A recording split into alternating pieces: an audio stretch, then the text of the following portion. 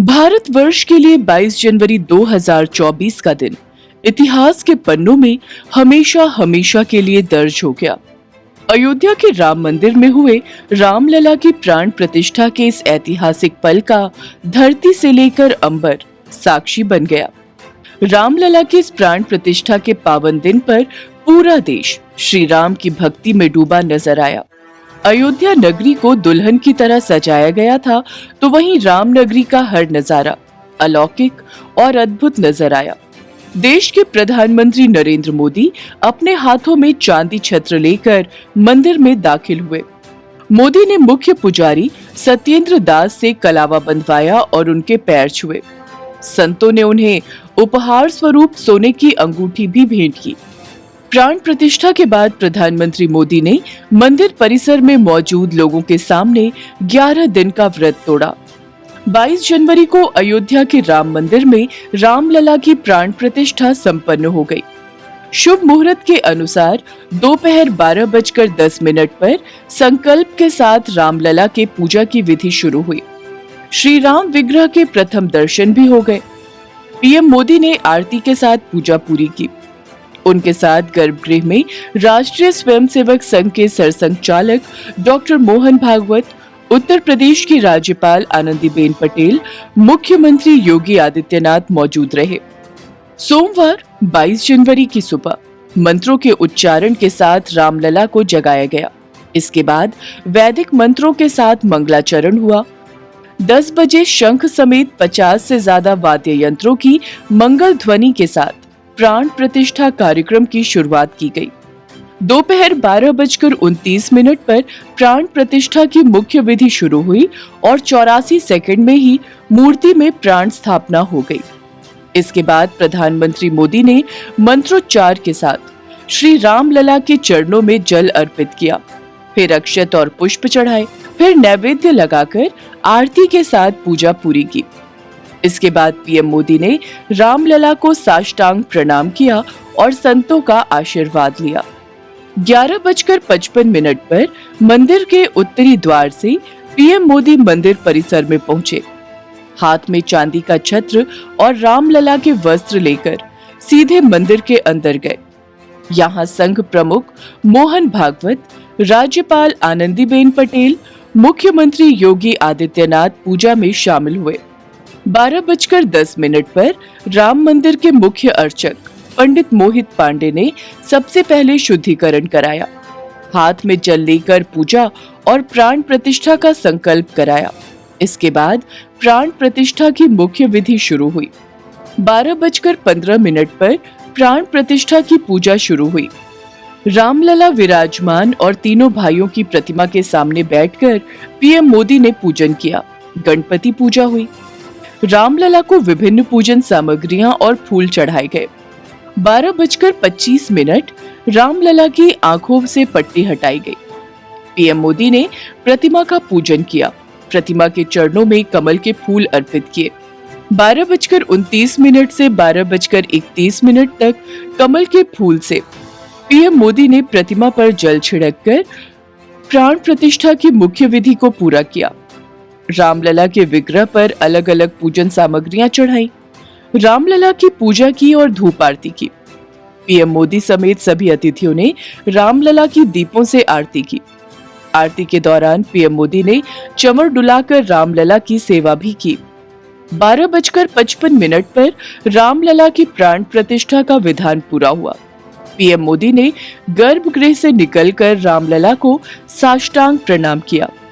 फिर मुख्य पुजारी सत्येंद्र दास और राम जन्मभूमि न्यास के अध्यक्ष महंत नृत्य गोपाल दास का आशीर्वाद लिया।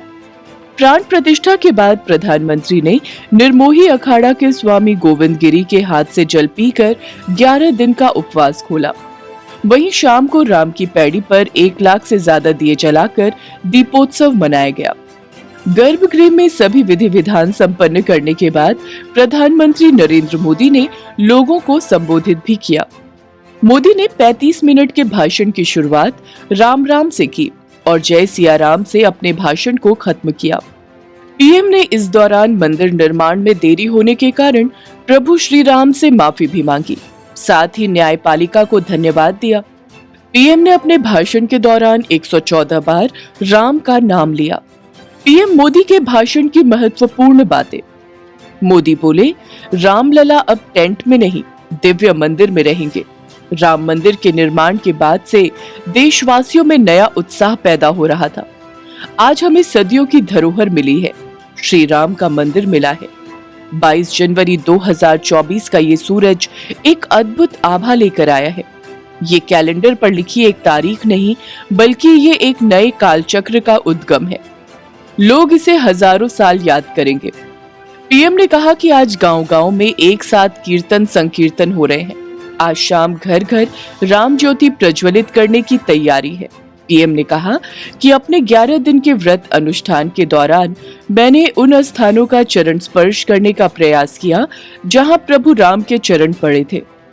मेरा सौभाग्य है कि इसी पुनीत पवित्र भाव के साथ मुझे सागर से सरयू तक की यात्रा का अवसर मिला। मोदी ने कहा कि मैं प्रभु राम से क्षमा याचना करता हूँ। हमारे त्याग, तपस्या, पूजा में कोई कमी तो रह गई होगी कि इतने साल मंदिर निर्माण का काम नहीं हो पाया। आज ये काम पूरा हुआ। भारत के संविधान की पहली प्रति में राम विराजमान है। दशकों तक प्रभु राम के अस्तित्व पर कानूनी लड़ाई चली। मैं न्यायपालिका का शुक्रगुजार हूँ कि उसने लाज रख ली। संविधान के अस्तित्व में आने के बाद भी दशकों तक प्रभु श्री राम के अस्तित्व को लेकर कानूनी लड़ाई चली। मैं आभार व्यक्त करूंगा भारत की न्यायपालिका का, जिसने न्याय की लाज रख ली।